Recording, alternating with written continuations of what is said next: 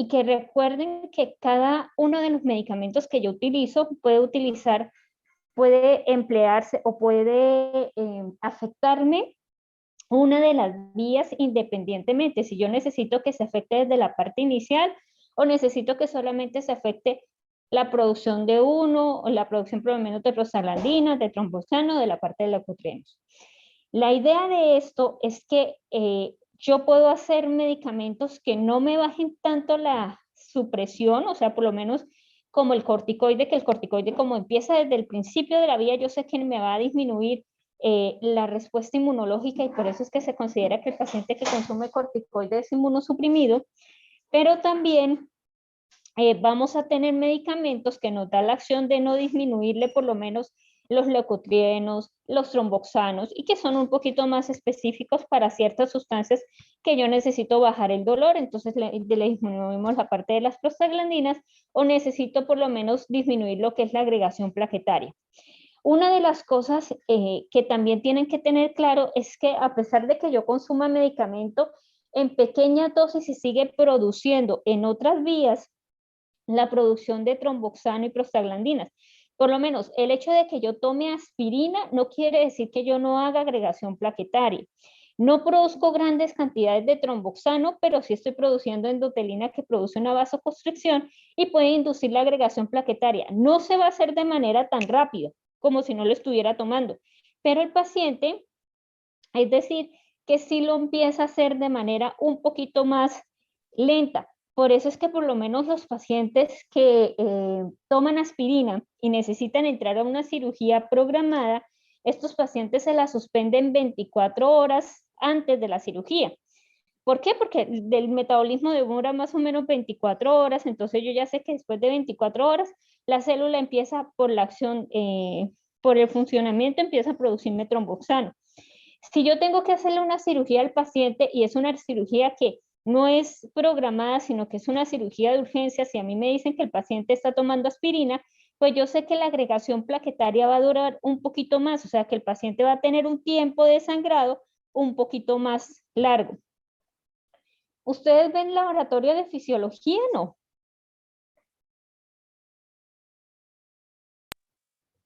Ustedes No, cuando profe. ven fisiología no ven laboratorio. Ustedes por casualidad, bueno, en mi universidad sí veíamos laboratorio de fisiología.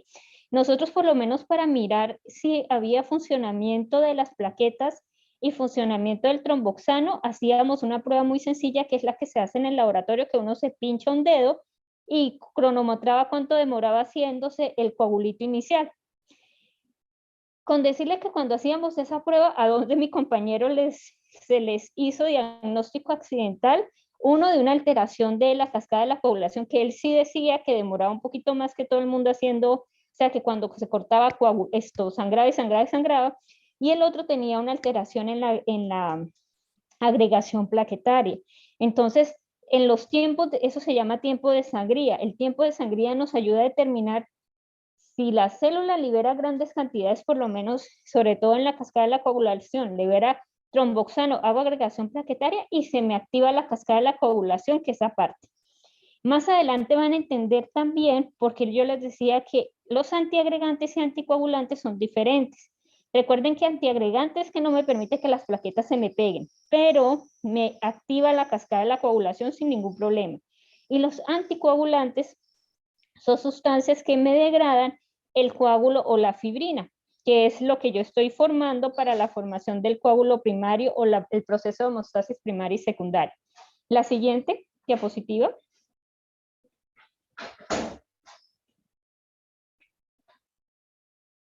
Entonces nosotros tenemos unos medidores inflamatorios. Entonces esos medidores inflamatorios, ustedes lo tienen como uno, los factores activadores de plaquetas. Entonces recuerden que los factores activadores de plaquetas nos van a ayudar, pues ya lo hemos mencionado, a la agregación plaquetaria. Vuelvo y repito, recuerden que estos eventos, a pesar de que nosotros los veamos por separados, son eventos que ocurren de manera coordinada y simultánea. O sea, yo simultáneamente estoy haciendo inflamación y simultáneamente estoy haciendo cascada de la coagulación. Por eso yo dependo de las dos cositas para hacer la parte final, que es la reparación del tejido. Produce una gran variedad de células, se produce, los radicales libres llegan, porque recuerden que se aumenta mucho la tasa metabólica y más porque también llegan células que empiezan a hacer el proceso de degradación, y recuerden que ese proceso de degradación depende de la liberación de radicales libres. Y esos radicales libres, principalmente lo que es el superóxido, son derivados de oxígeno, que son productos de los leucocitos que van a ayudar a destruir la pared de los microorganismos o del agente causal o de las células dañadas. La siguiente diapositiva. Entonces ustedes tienen acá un ejemplo práctico. Tenemos un macrófago y miren la parte, recuerden que hablábamos del fago lisosoma, que es donde interiorizan los microorganismos. Tenemos los radicales libres que nos van a ayudar, uno, también a degradar para hacer el proceso de presentación, pero también va a haber liberación de sustancias, y que esta liberación de sustancias me van a activar principalmente las células endoteliales. Entonces, si ustedes se dan cuenta, estas van a actuar en las células endoteliales, y las células endoteliales van a ayudar primero a liberación de endotelina, recuerden la vasoconstricción pequeñita, pero luego va a empezar a liberar óxido nítrico que nos van a producir una vasodilatación. Recuerden que ese óxido nítrico, la endotelina, el tromboxano, la histamina, actúan sobre receptores del músculo liso de la pared del vaso sanguíneo. Y fuera de eso, la activación de la célula endotelial, si no está dañada, ayuda a la contracción para que esas uniones celulares que hay entre célula y célula se amplíen un poquito y permiten el paso de las células al espacio intersticial. La siguiente diapositiva. El otro medidor es el sistema de complemento. En el sistema de complemento tenemos 20 proteínas. Recuerden que el sistema de complemento nos ayuda tanto en la inmunidad innata y adaptativa. Una de las cosas que casi siempre ustedes cuando leen y cuando vayan a leer de aquí en adelante, se van a dar cuenta que casi todas las enfermedades, por no decir que todas, son una alteración de la respuesta inflamatoria. O porque tengo mucha, o porque tengo poca, o porque voy a responder a un evento de manera permanente, por lo menos. Cuando yo tengo depósito de grasa en la pared de los vasos sanguíneos, recuerda que hablábamos de que la célula endotelial se hace una disfunción y permite que el colesterol malo, que es las LDL, que están oxidadas por radical libre, se me cuelen y se me hagan en la íntima, y al hacerse en la íntima, pues va a hacerse más gordita y me va a disminuir la luz del vaso. Esas LDL que se depositan en ese sitio de la íntima, ¿esa sustancia es normal del cuerpo o es anormal? Es anormal. Es anormal. Y como es una sustancia que es anormal, es decir, que la podemos llamar que es un cuerpo extraño, si esa sustancia es anormal, ¿me va a desencadenar respuesta inflamatoria o no me la desencadena? Sí la desencadena, profe. Entonces desencadena respuesta inflamatoria, que ustedes recuerdan que entre las enfermedades asociadas a una alteración de la respuesta inflamatoria está la enfermedad teromatosa. Entonces el hecho de que me desencadene una enfermedad inflamatoria, o sea, el hecho de que me desencadene una inflamación, recuerden que son goticas de grasa oxidadas. ¿Será que esas goticas de grasa, la inflamación aguda me la va a quitar? ¿Sí o no? ¿La inflamación aguda es capaz de quitar goticas de grasa que se depositan en un tejido? ¿Eso ya pasaría a crónico? Ahí pasaría crónico. Pero ¿será que el linfocito va a ser capaz de degradarme esas goticas grasas que están ahí metidas en el tejido? No. No, entonces ahí yo pasaría a inflamación granulomatosa, donde llega el macrófago y lo trata de fagocitar. Ese proceso va a ser que se me activen. Recuerdan que hablábamos de que había liberación de factores de crecimiento. Entonces ese proceso va a hacer que se me activen los fibroblastos, y al activarse el fibroblasto, generalmente en el vaso sanguíneo pasa algo particular. Ustedes recuerdan cuando veíamos la histología, viene la íntima Viene primero las células endoteliales, luego viene una íntima que es muy delgadita, luego viene la muscular propia, que es que músculo liso que está alrededor del vaso sanguíneo, y luego viene la adventicia, ¿cierto? Resulta que el vaso sanguíneo no tiene muchos fibroblastos, pero cuando yo desencadeno una respuesta inflamatoria y empiezo a liberar factor de crecimiento y activador de fibroblasto, hola Jefferson, esto me va a desencadenar que mi célula muscular cambie de fenotipo. Cuando mi célula muscular cambia de fenotipo, ¿cómo se llama el proceso de adaptación? Metaplasia. Metaplasia.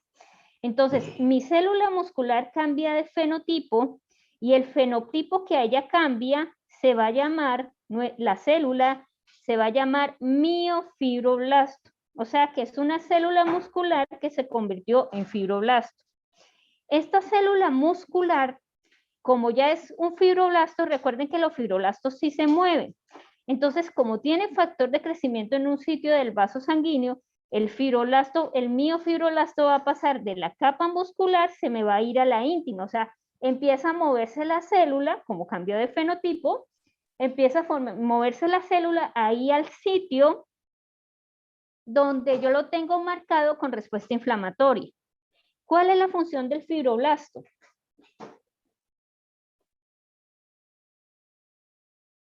¿Cuál es la función del fibroblasto? ¿Cómo cicatrizar? Sí, pero ¿cómo hace ese proceso de cicatrización? Produciendo colágeno. Colágeno. Entonces, como la célula era un músculo liso y ahora es un miofibroblasto, entonces esta célula va a empezar a producir colágeno. Y al producir colágeno en la íntima, el engrosamiento o el aumento de espesor de la íntima no se debe tanto al depósito de LDL oxidada, sino se debe al depósito de colágeno de las células del miofibroblasto. Entonces, este cambio de proceso de respuesta inflamatoria va a hacer que se altere la pared del vaso sanguíneo. Si la célula cambia de función, o sea, si era una célula muscular y ahora se me pasó a producir colágeno porque es un miofibroblasto, ¿qué pasa con la función de contracción? ¿Persiste con la función de contracción o se le va la función de contracción? ¿Qué ocurre con la pierde, ¿no? Se va. Se va la función de contracción? Entonces, ¿qué pierde o qué le pasa al vaso sanguíneo si pierde la función de contracción? ¿Cómo se va a volver ese vaso sanguíneo? Se vuelve rígido por pérdida de elasticidad. Exactamente. Entonces tenemos dos problemas. Súmenle que el paciente es hipertenso. Si es hipertenso, sufre de hipoxia y empezamos a perder células musculares por el proceso de hipoxia, ¿cierto? Pero si el paciente también tiene hipercolesterolemia, donde empieza a tener depósito de LDL oxidadas, entonces el mismo proceso inflamatorio hace que haya un cambio en el fenotipo y siga perdiendo células musculares y se siga perdiendo el proceso de elasticidad y de la capacidad de hacer vasodilatación. Si eso ocurre, ¿qué se va a aumentar en ese vaso sanguíneo? La resistencia. La resistencia. Entonces, ¿el paciente se vuelve más hipertenso o menos hipertenso? Más hipertenso. Más hipertenso. Entonces, por eso es que uno tiene que sentarse a explicarle al paciente, estos cambios no ocurren de la noche a la mañana. Es decir, estos cambios vasculares no van a ocurrir, empecé yo hipertensa y mañana voy a tener mucho más hipertensión. Estos cambios son crónicos y eso es lo que uno tiene que explicarle al paciente. Al paciente uno tiene que decirle que si él no cambia su estilo de vida, si él tiene la parte de la alimentación, no hace actividad física, tiene muchos radicales libres, todo ese depósito va a hacer que las cifras tensionales sigan aumentando. Y por eso los pacientes empiezan a tener hipertensiones arteriales que no se pueden controlar, es decir, que le voy a poner un medicamento y no se controla, me toca ponerle 2 o 3 o 4 o 5 o 6 medicamentos para que el paciente controle sus cifras tensionales. Ese proceso inflamatorio es lo que nosotros llamamos, sí, es una respuesta que nosotros damos que interviene, o sea, la identificación de lo extraño que está entrando me lo ayuda a hacer la respuesta inmunitaria innata. Pero como yo no lo puedo quitar, empiezo yo a hacer un proceso de inmunidad adaptativa, donde esa inmunidad adaptativa pues ya se va a exacerbar, entre comillas, porque no soy capaz de quitarlo. Y el gran problema de esta evolución de la enfermedad es que yo no voy a hacer, recuerden que es cuerpo extraño, yo no hago anticuerpos contra la presencia de este agente extraño, y lo que empiezo a hacer es un proceso de acumulación de respuesta inflamatoria que, en lugar de ayudar a la reparación del tejido para que funcione bien, pues no nos va a ayudar para la reparación del tejido para que funcione bien, sino que nos va a ayudar a que empiece a funcionar mucho más malo de lo que había empezado inicialmente el tejido. La siguiente.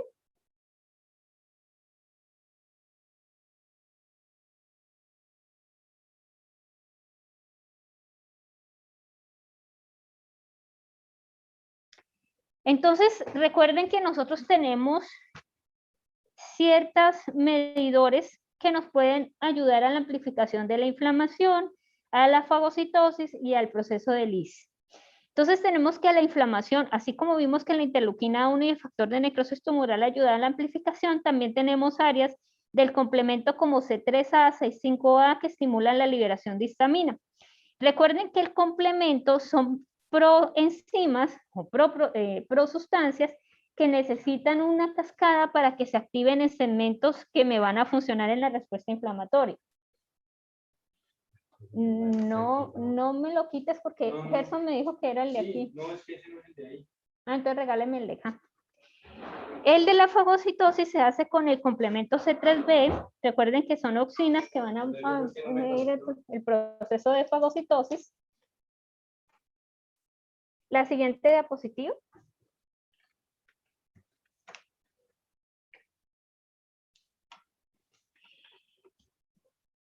Y hablando de los dos procesos anteriores, entonces recuerden que hay varios procesos que nos pueden ayudar a modificar la respuesta inflamatoria. Recuerden que al principio se habla de que es necesario hacer la respuesta inflamatoria para la supervivencia de los tejidos, pero la idea es que esa respuesta inflamatoria sea modulada, que no sea una respuesta inflamatoria muy pobre o muy exagerada. La idea es que sea modulada para que la reparación del tejido y la resolución de esa respuesta inflamatoria sea mucho más fácil, que la idea es que cuando yo quite esa respuesta inflamatoria, el tejido vuelva otra vez a su estado inicial, y que si hay algo de reparación, pues no me altere tanto la arquitectura de ese tejido y que el tejido vuelva a tener su función normal. Siguiente. Entonces aquí ustedes ven una gráfica muy cortica y muy bonita que dice que todo lo que pasa en el proceso inflamatorio, o sea, esto es el resumen de lo que hemos visto. Entonces tenemos una injuria, ya sea por una infección, ya sea por agentes bacterianos, un infarto, una toxina, trauma, etc. Entonces este proceso me va a desencadenar una respuesta inflamatoria aguda, donde esta respuesta inflamatoria aguda va a intervenir lo que son los vasos sanguíneos, las células sanguíneas y proteínas plasmáticas. Esta respuesta inflamatoria aguda, si es capaz de quitarlo, entonces yo hago el proceso de resolución. Entonces, si ustedes se ven al lado derecho, en el proceso de resolución dice que se quita el agente causal, hay una función normal del tejido, el reemplazo del tejido va a ser muy poco, las células inflamatorias desaparecen y el tejido vuelve otra vez a su estado inicial. Pero si resulta que ese proceso que me produce la injuria, yo no soy capaz de quitarlo en la respuesta inflamatoria aguda, él va a progresar y puede progresar a 3 condiciones especiales. 1, progresa a una inflamación crónica, donde esa inflamación crónica me va a inducir a lo que es la angiogénesis y más infiltrado inflamatorio. Y esa respuesta me va a llevar a una fibrosis. Pero esa inflamación aguda, cuando la injuria es muy severa, que me desencadena mucha respuesta, o sea, en lugar de ser una respuesta modulada, voy a tener mucho más respuesta de la respuesta inflamatoria aguda, donde yo puedo hacer pus, donde yo puedo hacer mayor daño, pues al final, a pesar de que se resuelva, me va a llevar a fibrosis del tejido, donde la arquitectura inicial del tejido se va a ver alterada. La siguiente diapositiva.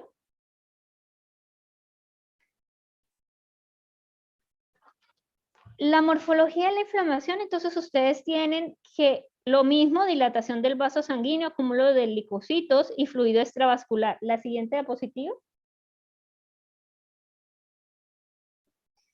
Entonces, volvemos a esta gráfica bonita. Ustedes tienen un pulmón normal que recuerdan que es como un panal de abeja. Ustedes ven que, miren, los tabiques alveolares son bastante delgaditos.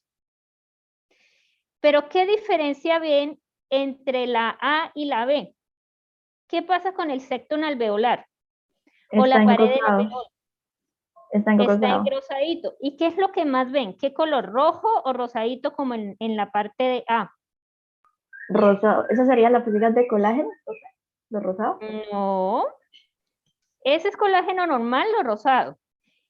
¿Qué ven más engrosado o qué es lo que hace ver más engrosado? ¿Qué color? ¿Rojo o rosado? En la B.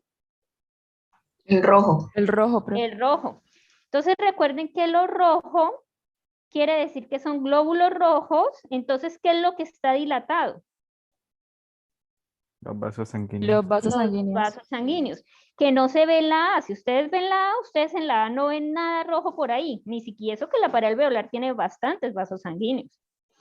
Pero si ustedes pasan entre la B y la C, en la luz del alveolo, ven puros punticos. ¿Esos punticos qué son?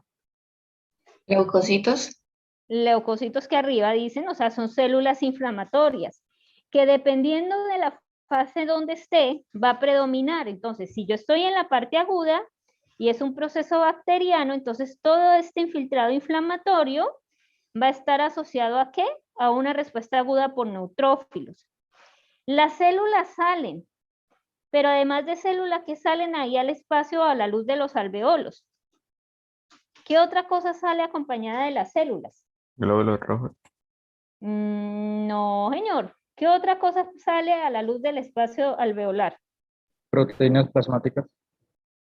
¿Y cómo se llama eso? Recuerden que eso tiene un nombre. ¿Exudado? Exudado. El exudado. Entonces yo voy a tener, si a mí me mandan, por lo menos esto así, yo veo, cuando yo le voy a describir al neumólogo, yo le voy a decir, tiene un exudado con células predominantes en la luz a nivel de neutrófilos.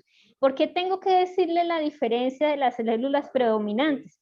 Porque recuerden que hay neumonías que son virales. Y si son virales, las células que deben predominar son los linfocitos. ¿Entendido?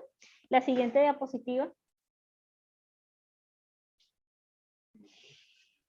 Entonces, de acuerdo al sitio, yo tengo o doy un nombre del proceso inflamatorio. Para mí, en patología, la inflamación así afecta el pericardio, el corazón, el pulmón, el hígado, la articulación, el mesotelio. Para mí es o inflamación aguda o inflamación crónica o inflamación crónica y aguda. Ojo, eso de inflamación crónica agudizada no existe, ¿oyeron? Eso olvídense. No quiero ver eso en la historia clínica, y menos que venga un estudiante mío porque lo fusilo. Ese término no existe. Pero en clínica, de pierde el sitio, pues le dan un nombrecito, así como vamos a ver unas cosas de las necrosis. Entonces tenemos la inflamación serosa que afecta el mesotelio y es cuando yo tengo acúmulo de líquido. Entonces, por lo menos, si el paciente tiene un derrame pleural o si tiene líquido acítico, entonces eso me va a causar inflamación serosa. Entonces, el médico, cuando manda, tienen que determinarle si es un exudado o si es un trasudado. Si es un exudado, sí quiere decir que es una inflamación del mesotelio. Si es un trasudado, ¿el trasudado se da por inflamación?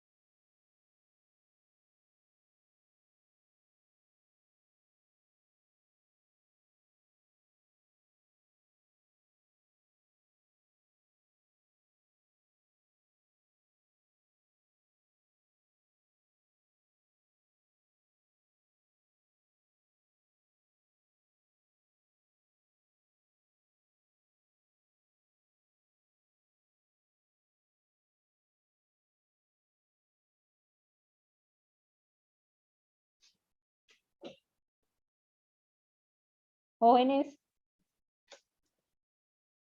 ¿Ninguna? Sí, quería como se Es esto como como una la red. red. Entonces, si yo hago entre entre pericardio visceral y parietal una red, como si fuera una telaraña, ¿qué me va a causar? Alteraciones en la sístole y diástole en la contracción. ¿Y por qué? Porque le va a quitar como ese movimiento al corazón por esa red que está generando entre los pericardios. Ujú. Entonces se vuelve más rígido. Entonces me va a hacer, eso se llama una pericarditis constrictiva, que es como si hicieran una presión sobre la parte del corazón y el corazón no puede ni relajarse para poderse llenar y no puede contraerse completo para mandar la sangre. Entonces el paciente empieza a hacer una disfunción. Entonces por eso obligatoriamente el paciente hay que abrirlo y tratarle de hacer el drenaje, pero cuando ellos ya empiezan a hacer una pericarditis constrictiva, lastimosamente ya hay mucha fibra. Recuerden que la fibrina es muy densa y el paciente generalmente termina muriéndose, no lo soporta y termina muriéndose. Recuerden que es una cirugía de corazón abierto donde el paciente ya ha soportado un estrés bastante alto. Entonces, sacar al paciente de esto es bastante complicado. La siguiente. Entonces, la inflamación supurativa es cuando uno tiene pus.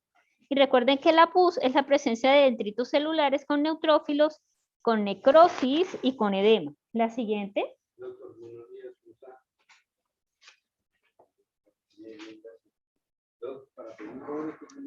Entonces aquí ustedes tienen ejemplo de material purulento. Son muchos puntos, lo más moradito son colonias bacterianas y lo más rosadito son células inflamatorias con edema. Por eso es que en patología, hago la aclaración, recuerden que en patología yo no hago cultivos. Si ustedes a mí me dicen, determine cuál es el microorganismo, le puedo hacer una coloración de B y B y te puedo decir si es gran positivo o gran negativo. Pero ¿será que a ustedes les sirve que yo le diga que es gran positivo o gran negativo? No, porque No no es mucho, específico. no mucho, profe. Entonces, para cultivos no sirve. Entonces, siempre cuando sospechen de secreciones, mandan una parte para patología y la otra parte la mandan siempre para cultivo. Pero recuerden que de entrada, yo no puedo decir qué tipo de microorganismo es. Eso es función del bacteriólogo. Siguiente diapositiva.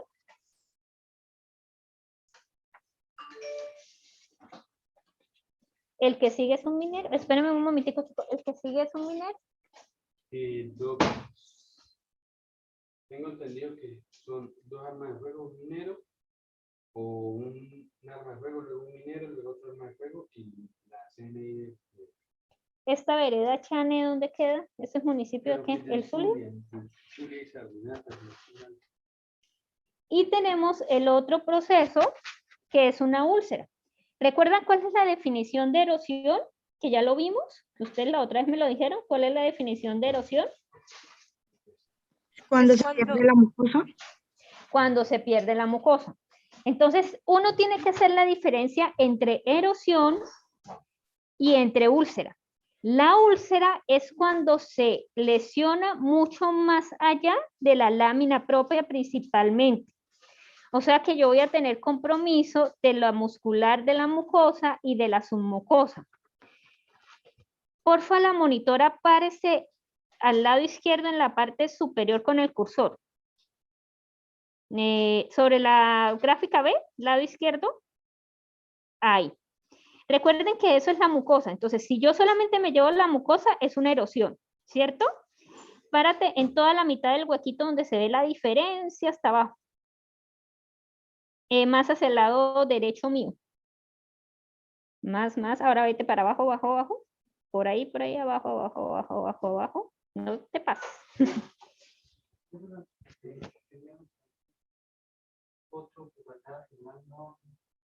Bueno, y aquí, donde ustedes ven lo profundo, es la submucosa. Lo más rosadito que ustedes ven es la fibrina. Entonces, aquí ustedes ven la característica de lo que es una erosión y una úlcera. Si a mí se me erosiona el epitelio, o sea, ustedes me dicen que es la mucosa que se va al epitelio. Ese epitelio yo lo vuelvo a recuperar normalmente. ¿Recupero el epitelio normalmente? El epitelio es un tejido que se renueva, ¿no? Cada día. Entonces, por eso, por lo menos, si al paciente le hacen una endoscopia y no le señalan, por lo menos tiene una gastritis erosiva, y en la endoscopia le dicen que tiene una gastritis erosiva, si el paciente hace otra vez el mismo proceso, le hacen una endoscopia en 3 meses y tuvo tratamiento, le hacen la endoscopia, si yo no tengo la imagen previa, no puedo determinar en dónde fue el proceso. En la úlcera, mire que compromete capa muscular de la mucosa y de la submucosa, que es mucho más profundo. ¿Esos tejidos van a ser reemplazados o son tejidos que son lábiles o son permanentes? ¿Permanente? Son permanentes. Entonces, ¿con qué va a ser reemplazado ese tejido? Porque resulta que tú le diste tratamiento y necesitas llenar ese hueco ahí. ¿Con qué lo vas a llenar? ¿O con qué lo llenan las células? Colágeno. De Fibrosis. colágeno. Te recuerden que la fibrosis es un proceso, pero el depósito, el tejido que uno deposita es colágeno. Resulta que se va a poner colágeno. ¿Qué pasa con las fibras musculares? ¿Dónde voy a tener yo fibras musculares y en qué parte no voy a tener yo fibras musculares?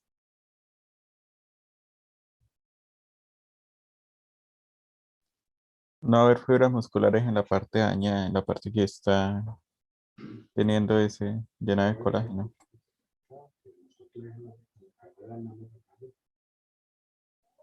¿Y ese paciente ya está entregado?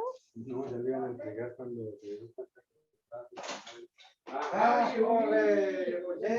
Pero está identificado, Jefferson. Ya le verifico, pero... Míreme porque si no, no lo firmo. Hola, no, Miguelito, ¿cómo está? Espérenme un momentico, chicos, que aquí llegaron los chicos acá. Jesús Antonio Arevalo. ¿Sí? Entonces, en la parte central, yo deposito tejido conectivo. ¿Qué pasa cuando yo deposito tejido? Por lo menos cuando ustedes tienen una cicatriz que se cortaron, ¿qué ven de diferente esa cicatriz en el sitio que se cortaron en la piel? ¿Es uniforme o se deprime un poquito o es más elevado? Es más elevado. Se deprime. Bueno, hay personas que se le deprimen, hay personas que se eleva un poquito. Resulta que si yo hago un proceso cicatrizal, entre comillas, normal, donde no hago ni cicatriz hipertrófica ni una cicatriz anatrófica. Recuerden que yo deposito colágeno y el colágeno tiende a contraerse. Cuando se contrae, va a hacer que los extremos laterales de la gráfica B queden normalitos y la parte que se deprime, o sea, donde la parte central que tengo la úlcera, se recoge un poquito. Cuando yo hago una endoscopia 8 meses después del evento, yo sí voy a darme cuenta en dónde tuvo el paciente la úlcera viejita, porque lo veo que está contraído.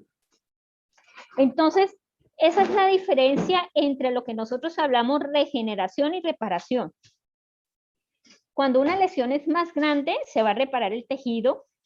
Cuando una lesión es mucho más pequeñita, se va a regenerar el tejido, pero también depende del sitio donde yo tenga afectado el sitio afectado. Es lo que más depende. La siguiente diapositiva. Entonces, en resumen, recuerden que nosotros dependemos de la dilatación, el aumento del flujo sanguíneo, de la apertura del lecho capilar, extravasación del líquido y de la quimiotaxis de los neutrófilos. Antes que se me olvide, nosotros cuando hablamos del macrófago, habíamos comentado que también aparece el neutrófilo y habíamos comentado de que la célula se degranula,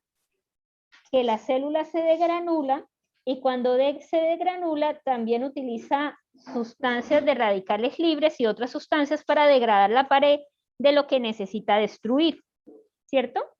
Y hay una cosa que forma la célula o el neutrófilo para tratar de disminuir ese daño. y se llama la red de neutrófilos. ¿Qué han leído ustedes o de la trampa de neutrófilos? ¿Qué han leído ustedes de la trampa de neutrófilos o de la red de neutrófilos? Si apenas la forma el neutrófilo entra en apoptosis o pues muere porque eso es cromatina. Ajá. Entonces, cuando yo tengo un proceso tan severo, por lo menos una inflamación supurativa, ¿será que esa trampa de neutrófilos me funciona muy bien? Recuerden que la inflamación supurativa es cuando tengo muchos dendritos celulares y colonias bacterianas.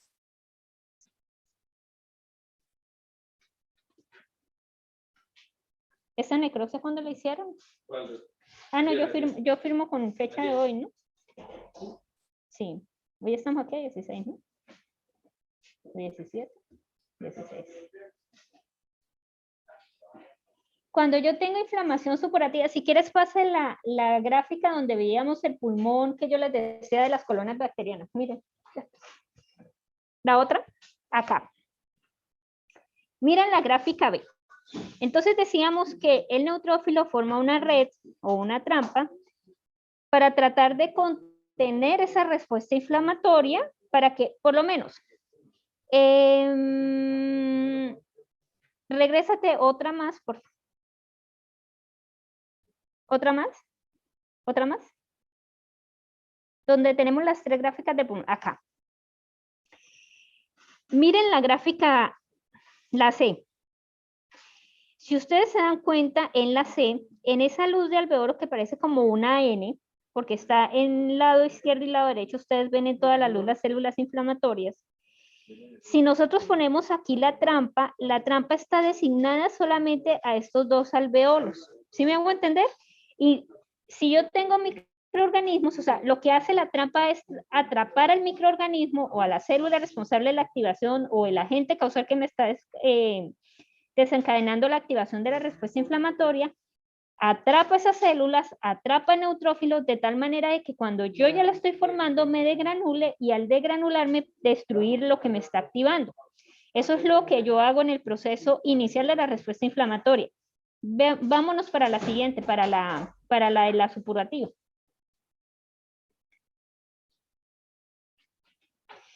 ¿Qué pasó aquí con la dichosa trampa? ¿Es pequeña o es grande? Es grande. Es muy grande. ¿Cuál es el problema de ser una trampa tan grande? Con la diferencia de la anterior. ¿Será que aquí la trampa me funcionó para contener lo que me estoy desgranulando o no me funcionó?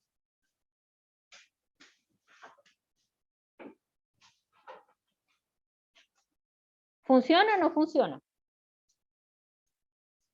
Para yo mirar si funciona o no funciona, puedo evaluar el daño del tejido. ¿Hay más daño de tejido acá o en la lesión anterior? Acá hay más daño. Hay más daño. Entonces, eso ocurre cuando las trampas de neutrófilos no son capaces de contener el agente causal. O sea, por lo menos, llega la respuesta inflamatoria y llega una bacteria. Si es una sola bacteria, la misma trampa puede sostenerlo, o si son 5 bacterias, puede sostenerlo la misma trampa, los neutrófilos se degranulan y el daño va a ser mucho mayor, mucho menor. Pero recuerden que las colonias bacterianas lastimosamente se dividen muy rápido. ¿Sí recuerdan? Yo puedo tener por lo menos, ahorita en este minuto puedo tener una colonia y en 10 segundos o en un minuto puedo tener 10 a las 5 o a las 6 colonias bacterianas porque ellas se dividen muy rápido. Entonces, si yo hago una trampa y resulta que esa bacteria se me divide muy rápido, esa trampa no va a ser chiquita, sino que va a ser mucho más grande para tratar de contener ese agente causal. El hecho de ser mucho más grande me va a atrapar mucho más tejido y cuando el neutrófilo se degranula, pues lastimosamente me va a ir a atacar a la bacteria, pero también me va a atacar porque libera radicales libres, peroxidasas y muchas sustancias que me degradan también el tejido. Entonces la lesión va a ser mucho más grande. Hay personas que no hacen trampas de neutrófilo porque tienen un defecto en la función del neutrófilo. Entonces, la trampa del neutrófilo es una forma, cuando funciona bien, es una forma de contener la respuesta inflamatoria para solamente atacar ese segmento y no generar un daño más grande del tejido como tal. Pero eso depende de la virulencia, de la capacidad de división del agente causal, de qué tanto daño hay, porque es que es diferente yo tener una célula, tener 20 células acompañando, porque va a ser mucho más grande esa respuesta inflamatoria. La siguiente diapositiva, donde quedamos. Profe, una pregunta. Pregunta. Cuando vimos el artículo del COVID, decía que las Sí. terapias extracelulares aumentaban la formación de trombos. Ujú. ¿Eso se debe a lo mismo? Porque hay una gran invasión, pues en ese caso viral. Lo que pasa es que recuerden que el COVID tiene dos características particulares. Él tiene afinidad por los neumocitos, pero tiene afinidad también por las células endoteliales. Entonces, el hecho de producir, o sea, al tener yo un microorganismo en el interior de la célula, recuerden que empiezo a utilizar la maquinaria, pero tengo células inflamatorias que empiezan a reconocer a esas células como anómalas. Entonces, ¿cuál es la célula responsable de reconocer los microorganismos intracelulares? Principalmente.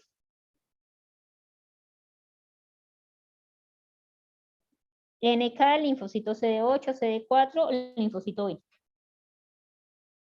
¿Cuál es la que tiene mayor función de reconocer microorganismos intranucleares? NK. NK son unos y me falta el otro. Recuerden que NK es respuesta innata. Si progresó la enfermedad, quiere decir que esa respuesta Los innata no funcionó. CD8. Los CD8. Entonces resulta que los CD8 detectan que la célula endotelial está contaminada, se pega y degranula. Al degranularse, recuerden que los CD8 inducen la apoptosis, inducen no tanto la apoptosis, sino la destrucción de la célula que está contaminada. Entonces esa célula endotelial se activa y se rompe. Al romperse esa célula endotelial, porque está contaminada y necesito destruirla, ¿qué me va a exponer? ¿Qué me expone ahí pegadito? El colágeno. El colágeno. El colágeno. Y al exponerme el colágeno, ¿qué me va a activar ahí pegadito? Buenos días. La coagulación. coagulación. La cascada de la coagulación. Entonces viene agregación plaquetaria y viene todo el proceso. Resulta que, recuerden que es un proceso viral y en el proceso viral de entrada no me participa el neutrófilo. Pero como son pacientes que llevan por lo menos, entró con el cuadro viral, recuerden que el cuadro viral me disminuye la respuesta inflamatoria. Entonces es un paciente hospitalizado, entonces ese paciente hospitalizado tiene riesgo de hacer una coinfección, o sea, no quiere decir porque es que a veces por lo menos el paciente está saliendo del COVID, pero se sobreinfecta, entonces vienen y dicen, esa es culpa de la clínica porque se sobreinfectó. No, pues lastimosamente las clínicas tienen agentes patógenos comunes, pero un factor determinante es mi sistema inmunológico que se está gastando o se gastó ante la respuesta del COVID y se disminuyó un poquito. Entonces, si por lo menos yo tengo alteración en esos vasos sanguíneos y llega un agente, por lo menos como bacterias, y esa bacteria llega y se pega al ladito donde el alveolo se dañó y estoy formando el trombo, va a llegar los neutrófilos, con todo el proceso va a llegar los neutrófilos y el neutrófilo va a producir degranulación. Trata de hacer la red y trata de producir degranulación, pero al producir degranulación en un sitio donde yo tengo dañado también mis neumocitos, donde tengo también un exudado, donde tengo un edema, pues eso en lugar de hacer una degranulación muy pequeña, va a ser una degranulación muy grande asociada a esa formación de trombos que me va a producir hipoxia, isquemia, etcétera, y entonces el pulmón se empieza a sufrir áreas de infarto.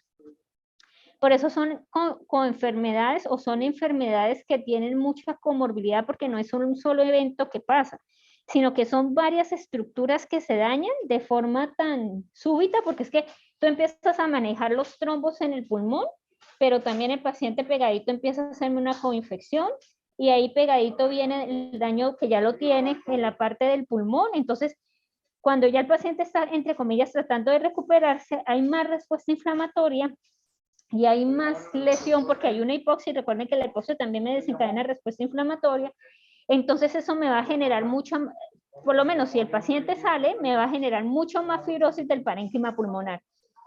Y el paciente va a tener problemas posteriores de oxigenación, entonces va a tener una recuperación muy pobre. Y vamos a hablar ahora de la inflamación crónica. Recuerden que la inflamación crónica es una infección persistente, cuando yo no soy capaz de quitar el agente causal, que es lo que pasa con las infecciones virales, puede ser por me pueden ayudar a provocar enfermedades autoinmunitarias, que recuerden que estas son una activación excesiva inadecuada, Y esa inflamación crónica también puede ser producida por exposición de sustancias tóxicas. La siguiente diapositiva. Entonces, ¿por qué se caracteriza? Se caracteriza porque hay inflamación de células mononucleares, destrucción del tejido, fibrosis y angiogenia. La siguiente diapositiva, que necesito explicar una cosita. Si quiere, pasa a la siguiente diapositiva, que necesito una gráfica que hay acá. Aquí. Entonces, si ustedes recuerdan esa gráfica que nosotros veíamos de la curva, recuerden que a las 12 horas tengo el pico máximo de edema, a las 24 horas llegan los neutrófilos y después de las 24 empiezan a descender y empiezan a ganar los linfocitos. En esta gráfica que ustedes ven muchos punticos azules donde las células que predominan, recuerden que el hecho que yo diga que predomina no quiere decir que no haya neutrófilos, eosinófilos ni mastocitos. Hay, pero lo que más va a predominar son los linfocitos. Entonces, esto es lo que me indica que hay un proceso inflamatorio crónico. Si ustedes se dan cuenta donde está la crucecita, donde está una estrella en la gráfica A, es que esa respuesta inflamatoria puede simular la formación de agregados linfoides. ¿Cuál es el tejido que normalmente tiene agregados linfoides? Normalmente tiene agregados linfoides. ¿Cuál? El vaso. El vaso es uno. ¿Cuál otro? El intestino. El intestino, pero ¿qué parte del intestino? Porque no El- todo tiene agregados ilio. linfoides. El ilio. Entonces, por lo menos, si yo veo un agregado linfoide en el ilio, no voy a decir es una inflamación crónica, no, porque son las placas de Peyerl, son normales.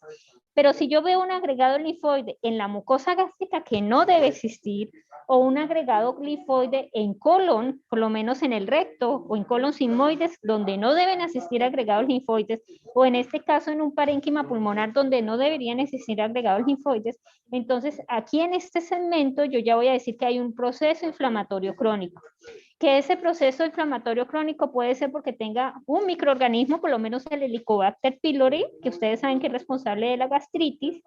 Ese produce, cuando hay mucho, produce agregados linfoides en la mucosa gástrica. Entonces uno tiene que descartar que esa formación de agregados linfoides esté asociado a un agente patógeno que estimula constantemente el tejido, o está asociado por lo menos los pacientes que hacen intolerancia, por lo menos que son intolerantes a la lactosa, al gluten, esos pacientes hacen una respuesta inflamatoria en la submucosa severa con agregados linfoides. La siguiente diapositiva. Entonces, otra vez aquí, recuerden que nosotros tenemos células madre. Estas células madre están en la médula ósea, que me van a producir cada una de los... Jovencitos, estoy dando clase. Jefferson, estoy dando clase. Entonces nosotros tenemos células madre, donde esas células madre son responsables de producirme las células. Entonces ustedes saben que en la sangre yo me llamo monocitos, en los tejidos se llaman macrófagos, y que estos van a tener una activación, y que de acuerdo al tejido, recuerden que el macrófago tiene un nombre, por lo menos. En el hígado se llama células de Kupffer, en el sistema nervioso central se llama microglia, a nivel de los alveolos se llaman macrófagos alveolares, en el hueso se llaman osteoclastos, pero tienen las mismas funciones de censar, mirar y activación de toda la respuesta. La siguiente. Entonces aquí ustedes tienen lo mismo, tenemos la circulación de un monocito, aquí está en el torrente sanguíneo, cuando él hace la adherencia, la inmigración, mire que recuerden que ellos no necesitan alteraciones completas de la célula endotelial, y va a pasar al tejido donde se me va a convertir en macrófago. En esta activación del macrófago, yo tengo liberación de citoquinas, donde estas citoquinas pueden hacer la parte de activación de las especies reactivas de oxígeno, de las proteasas, de las citoquinas, de las quimiotinas, factores de la coagulación, etc.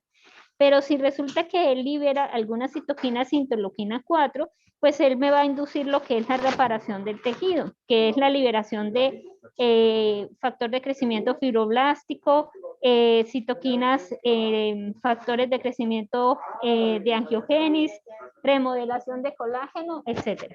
La siguiente.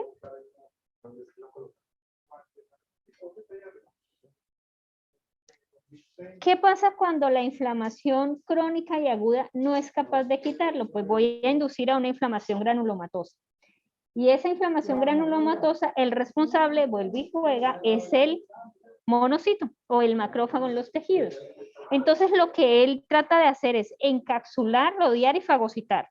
El problema es que cuando el agente no, o sea, por lo menos es un cuerpo extraño, él lo puede fagocitar, pero no es capaz de degradarlo, entonces él se va a quedar con ese agente extraño en el interior y lo va a contener. Eso es lo que trata de hacer realmente con la inflamación crónica granulomatosa.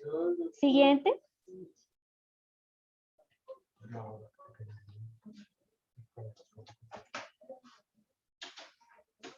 Entonces ustedes tienen aquí un ejemplo de una célula, de una inflamación crónica granulomatosa.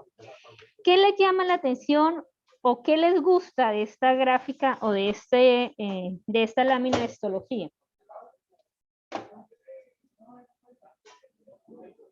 ¿Ninguno? ¿No le llama la atención nada? ¿Todo Lo igual? que más llama la atención es la parte superior izquierda, donde hay muchos punticos negros. Si quiere la monitora me señala en dónde exactamente. Y ustedes van diciendo si llama la atención esto o no llama la atención esto. También las células grandes que hay por ahí. Unas células grandes. ¿Y qué le ven a esas células grandes?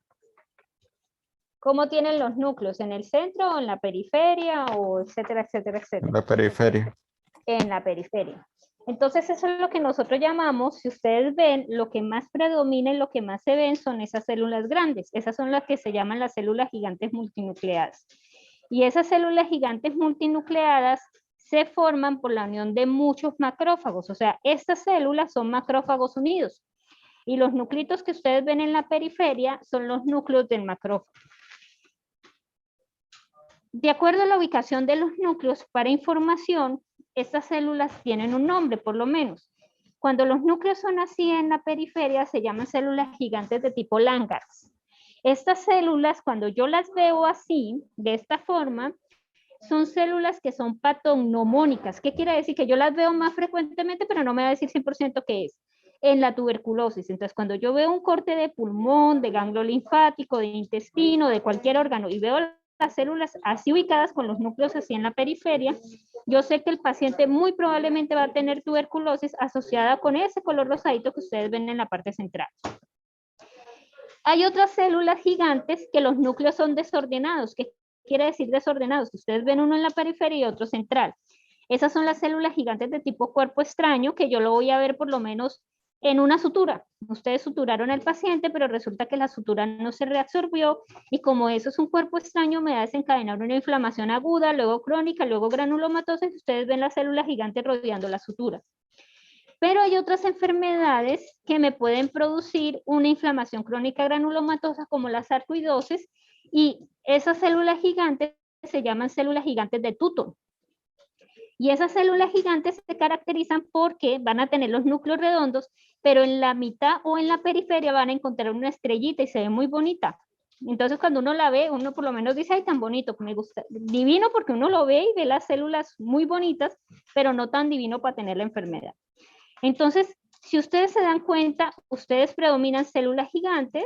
Hay unas células que ustedes ven un poquito más grandes que los punticos azules que ustedes ven. Esos son macrófagos epitelioides que tratan de hacer como un corallete al lado de lo que ustedes ven más rosadito en la mitad y ven linfocitos. Entonces, aquí es donde ustedes ven que intervienen varias células inflamatorias en tratar de contener el agente causal. La siguiente diapositiva.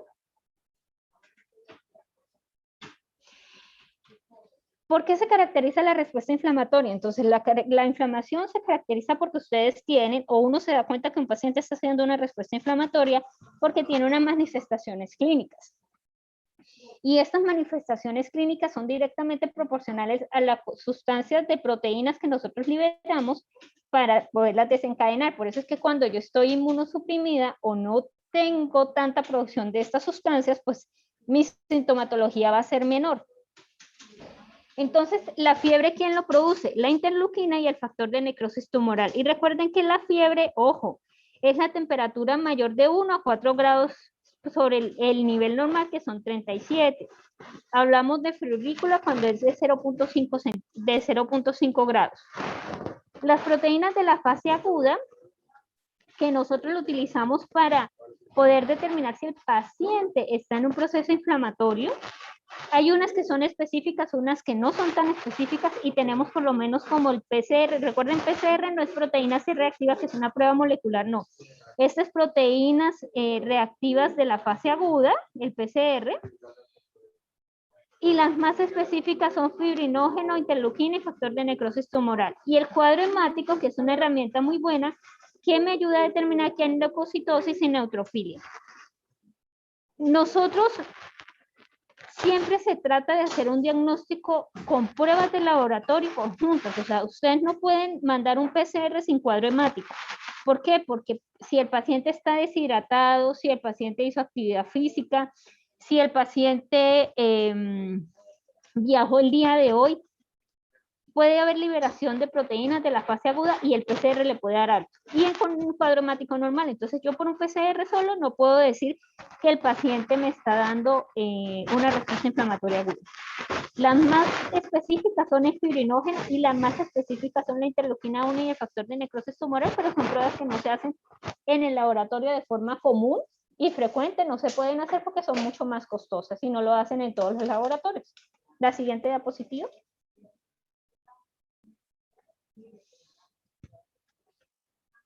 Entonces, ¿para qué se hace todo el proceso? Pues todo el proceso de inflamación se hace para yo poder hacer el proceso de cicatrización. La siguiente diapositiva.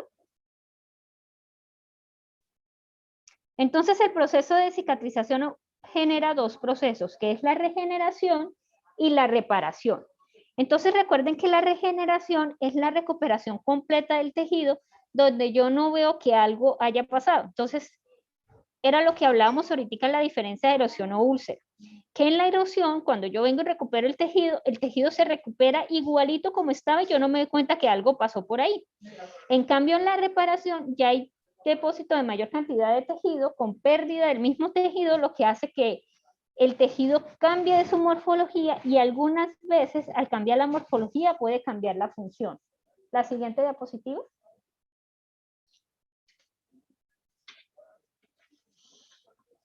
La siguiente. Dale otra vez. Entonces aquí ustedes tienen que la recuperación recupera algunas estructuras originales y hay una alteración estructural. La siguiente. Entonces, ¿de qué depende? De la inflamación, de la fibrosis y de la matriz extracelular. ¿Por qué de la inflamación? Porque es que si yo progreso a una inflamación crónica y se progresa a una inflamación granulomatosa, pues va a haber más lesión del tejido y por ende va a haber mayor depósito de colágeno. Entre más el agente causal esté en un tejido, me va a llevar a depósito de colágeno y eso va a depender de la matriz extracelular. Porque la matriz extracelular en un proceso de reparación se va a perder. Y al perderse esa matriz extracelular, pues ya las funciones que hablábamos normal, por lo menos de la difusión de sustancias para la nutrición, no va a ser tan fácil. Tampoco la señal, que pasen sustancias que nos ayuden a señalar el tejido para hacer por lo menos la parte de proliferación celular, etcétera, tampoco va a ser tan sencilla. La siguiente diapositiva. Entonces tenemos la regeneración, que recuerden que ocurren en tejidos de elevada mitosis, hay proliferación de células y generalmente dependemos de la célula madre. Siguiente diapositiva.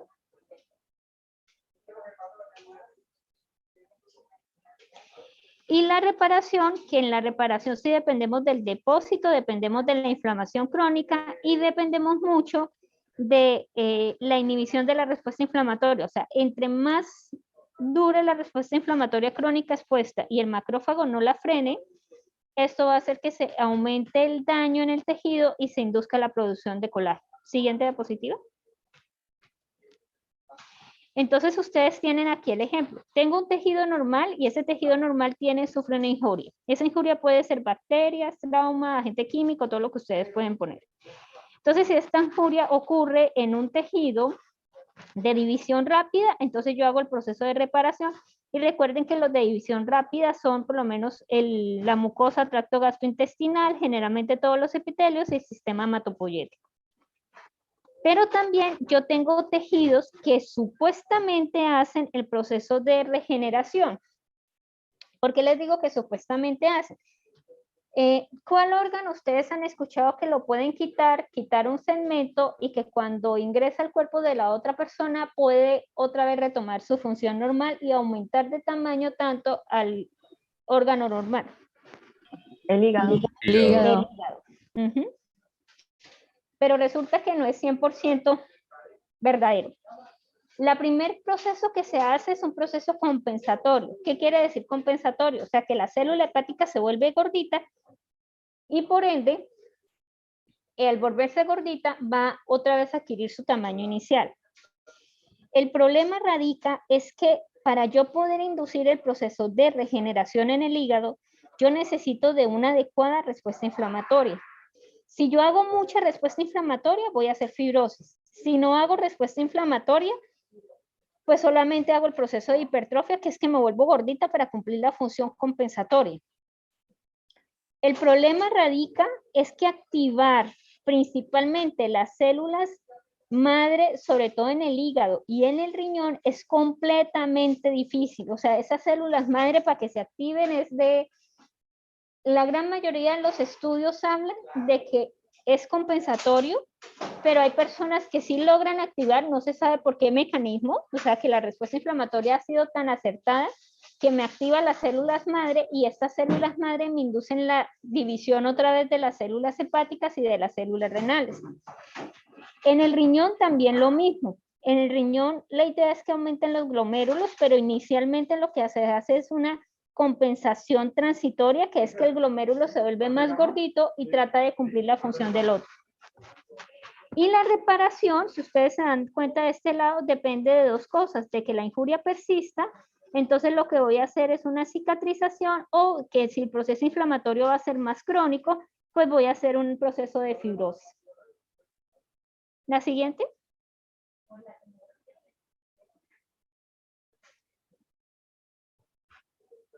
Entonces, vamos a explicar este pedacito de acá, que me tengo que ir a hacer necrosis, chicos, porque hoy llegaron 6 y toda la semana nos han dado palo.